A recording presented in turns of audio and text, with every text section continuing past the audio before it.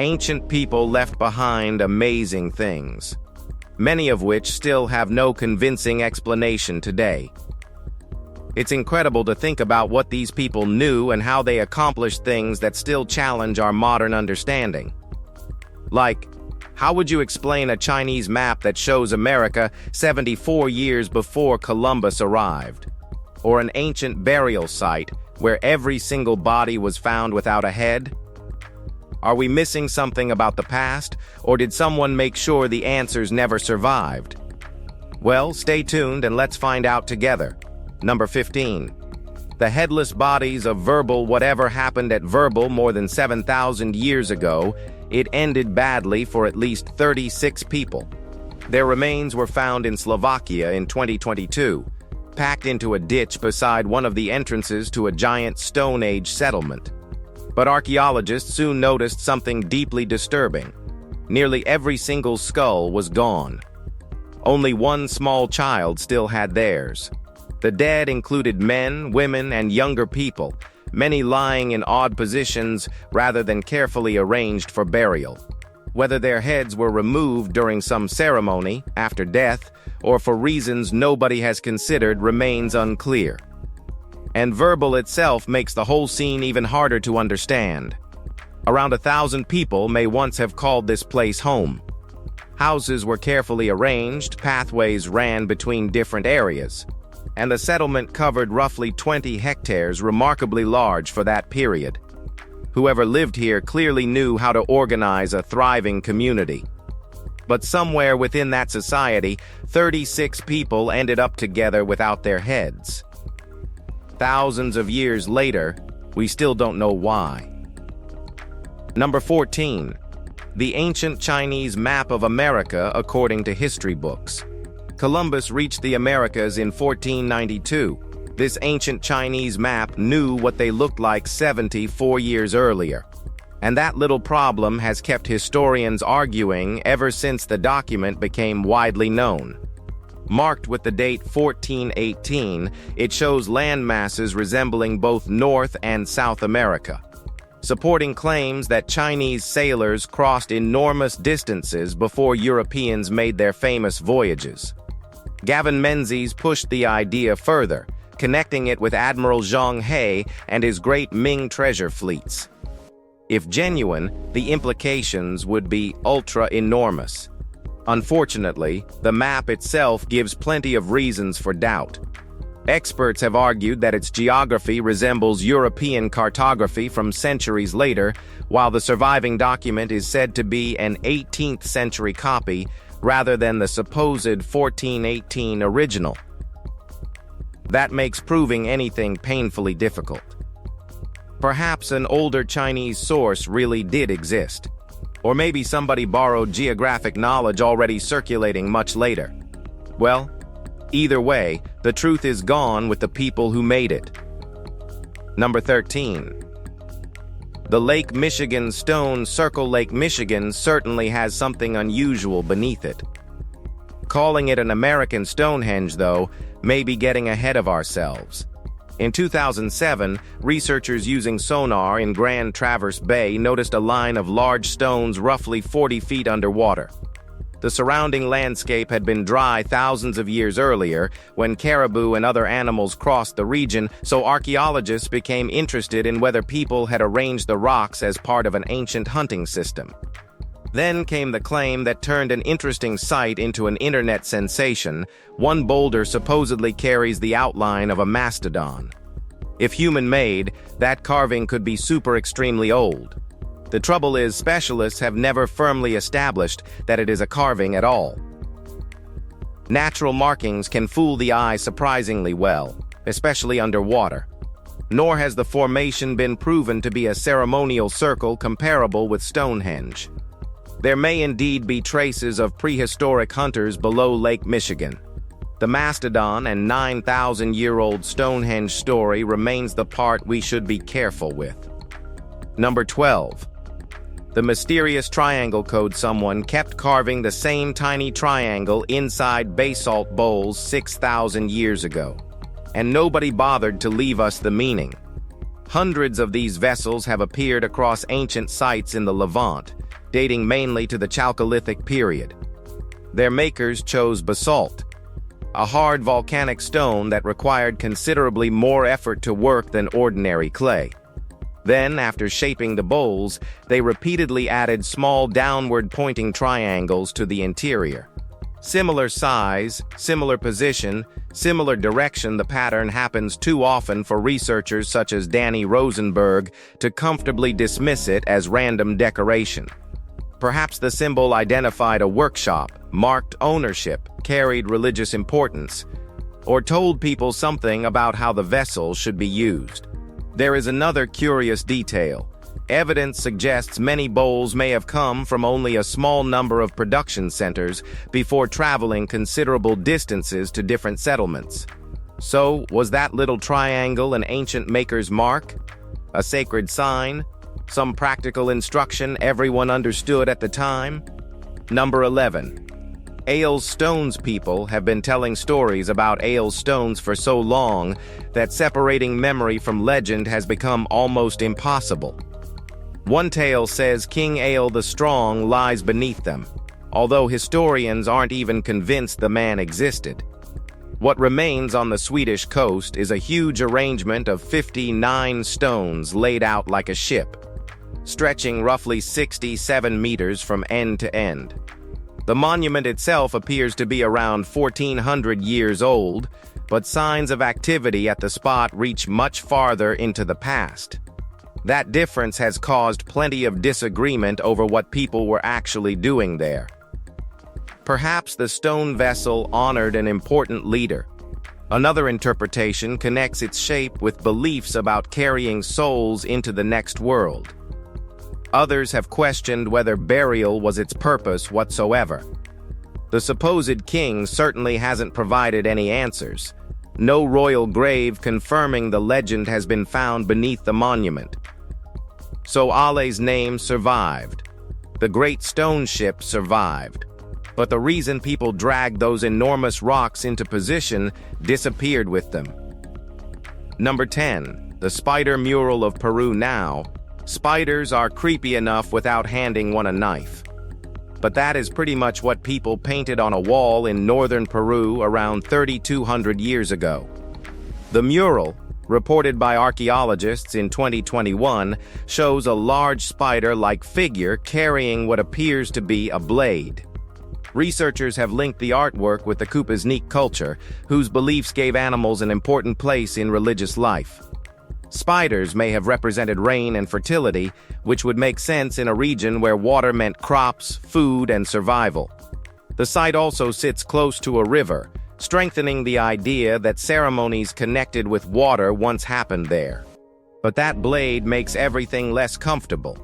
Was the creature tied to sacrifice? Some forgotten ceremony? Or are we misunderstanding the picture completely? Well, sadly, farming damaged much of the ancient structure before archaeologists could study it.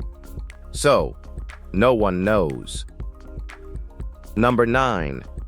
Mesopotamia's clay balls 5,500 years ago. Someone placed tiny geometric pieces inside wet clay, sealed them away, and apparently expected another person to understand what they meant. We're still trying. These strange Mesopotamian clay balls have puzzled researchers ever since examples were recovered in western Iran during the late 1960s. More than 150 are known, ranging from roughly golf ball size to specimens almost as large as basketballs. Their sealed interiors made studying them difficult without destroying the very objects researchers wanted to understand. Scanning technology eventually solved that problem and revealed small tokens shaped like cones, spheres, discs, and other forms sitting inside. Suddenly, the balls began looking less like ordinary containers and more like records. One leading idea suggests each token stood for goods, quantities, or transactions, making the sealed package an early accounting system from before conventional writing fully developed.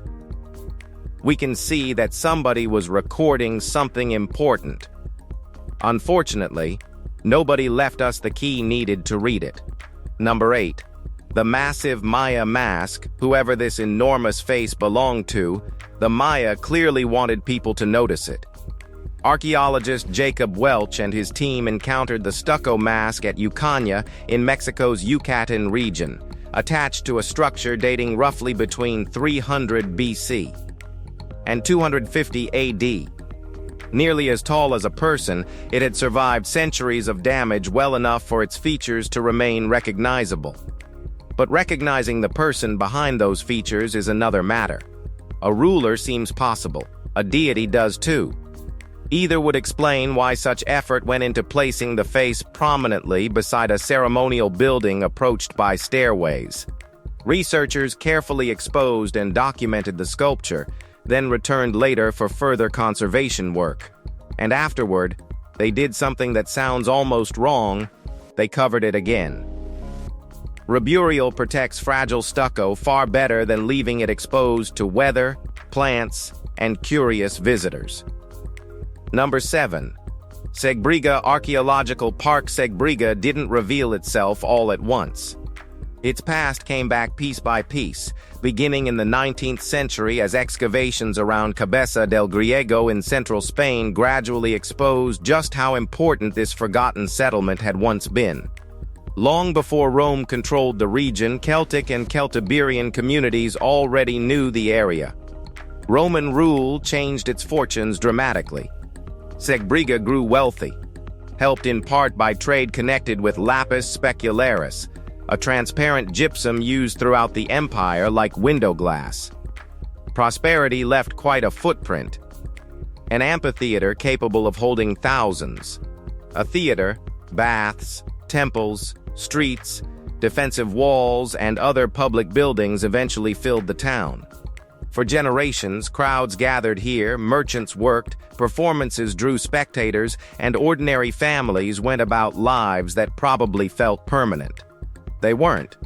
As Roman power weakened, Segóbriga slowly lost its importance, and its population faded away. Centuries passed over what remained. Today, those ruins offer something unusually intimate, not merely scattered Roman masonry, but much of an entire town whose busy life simply stopped. Number 6. Haleigya Fogu. Haleigya Fogu becomes stranger when we admit how much work went into something nobody can properly explain. Around 2,400 years ago, Iron Age inhabitants of Cornwall dug into the earth, lined long passages with heavy stone, and built a narrow underground structure beneath their settlement. The Cornish word fogo means cave, but Haleigya is very much man-made. Its cramped corridors include a side chamber that only adds to the uncertainty surrounding its use. Storage has been suggested, but the damp conditions hardly make that explanation perfect. Refuge during raids sounds reasonable until we consider how easily enemies could trap somebody inside. Religious ceremonies offer another possibility, although there is no inscription or surviving account telling us what happened down there. Similar fogus occur elsewhere in Cornwall, which means Haleigya wasn't somebody's bizarre personal project. Communities repeatedly invested serious labor in these subterranean spaces for reasons apparently obvious to them. Whatever happened inside, people simply stopped building fogus centuries ago. Number 5. The Pereshchepina treasure well. Tripping over something usually ruins your day. For one shepherd boy in Ukraine, it supposedly led to more than 800 pieces of ancient treasure. In 1912, a remarkable hoard surfaced near Mala Pereshchepina, packed with gold and silver vessels, jewelry, weapons, coins, and richly decorated personal items. But one small ring mattered more than all that gold. It carried the name of Kubrat, the 7th century ruler associated with Old Great Bulgaria. Suddenly, historians had a possible owner. Byzantine coins found alongside the collection also matched his lifetime, while other pieces carried influences from several cultures stretching across Europe and Asia. That has led many scholars to connect the place with Kubrat, perhaps even his burial. But nobody knows how the valuables ended up together or what happened when they were placed there. Whoever left them certainly wasn't planning to lose them for 13 centuries. Number 4. Huaca Limón, the Moshe knew how to throw a banquet, although being invited may not always have been good news. Archaeologists working at Huaca Limón found ceremonial halls belonging to this civilization, complete with raised seating and spaces apparently meant for important gatherings. One room even contained 2 throne-like platforms facing each other, perhaps meant for a ruler and someone important enough to sit opposite them. But the Moshe world had another side. Human remains recovered around ceremonial settings fit disturbingly well with scenes painted on their pottery, where prisoners are stripped, defeated, and sometimes presented for sacrifice. This culture flourished along Peru's coast for centuries, producing magnificent metalwork and some of the most lifelike ceramics in the ancient Americas, yet left us no written history explaining itself. By around the 8th or 9th century, Moshe political power had largely disappeared. Climate disasters, social upheaval, and warfare have all been considered. Number 3. The seamless robe of Jesus. For centuries, several churches have claimed to possess the robe Jesus wore before the crucifixion, and that alone has kept this relic surrounded by arguments. The Gospel of John describes soldiers casting lots for a tunic woven in one piece, without seams. From there, history becomes much harder to follow. One tradition places the garment at Trier Cathedral in Germany, where it has occasionally been displayed to enormous crowds of pilgrims. Another claim points toward Argenteuil in France, while Georgian Orthodox tradition connects a sacred robe with Empsketa. The Trier version is often linked with Helena, mother of Constantine, who supposedly brought it back from the Holy Land during the 4th century. Whether that journey actually happened cannot be proven. Even scientific testing has never settled the matter completely. Number 2. Cyprus palindrome amulet. Try writing 59 letters that make sense backward as well as forward. Someone in Cyprus managed it around 1500 years ago and put the result on an amulet. Archaeologists recovered the small object at ancient Nea Paphos, where its inscription quickly became far more interesting than its size suggested. Read from either direction, the Greek text remains the same, invoking sacred names and referring to the lion of Ra being secure in his shrine. Turn the piece over, and things become even stranger. Engraved figures borrow heavily from Egyptian religious imagery, including a mummy-like figure and other divine symbols. Yet some details appear mixed up or incorrectly represented, suggesting the maker was combining traditions they may not have completely understood. That mixture fits a period when Egyptian, Greek, Jewish, and Christian ideas could overlap in personal magical practices. Whoever carried this amulet probably wasn't interested in giving future historians a neat religious category. Number 1. The Celtic god with a mullet, apparently. The mullet may deserve an apology. We've spent years treating it like one of fashion's worst decisions, yet somebody in Britain was giving the same haircut to a Celtic god nearly 1900 years ago. Archaeologists working in Cambridgeshire came across the tiny copper alloy figure in 2021, and its hairstyle was difficult to miss. Short around the front, much longer behind, finished off with a rather impressive little moustache. At barely 2 inches tall, the figure was probably once fixed to a small spatula used for mixing medicines or ointments. Who the character represents is where things become less certain. Cernunnos, the Celtic god commonly associated with nature and fertility, was considered early on, although researchers later questioned that identification. The figure could portray another deity whose name has been lost altogether. And then there's that hair. We know surprisingly little about everyday hairstyles in Roman Britain, so perhaps this wasn't unusual whatsoever. Maybe 19 centuries ago, the mullet wasn't embarrassing. Maybe it was divine. Who knows? If you've enjoyed this video, be sure to like, share, and subscribe. Thanks for watching. and we'll see you in the next one.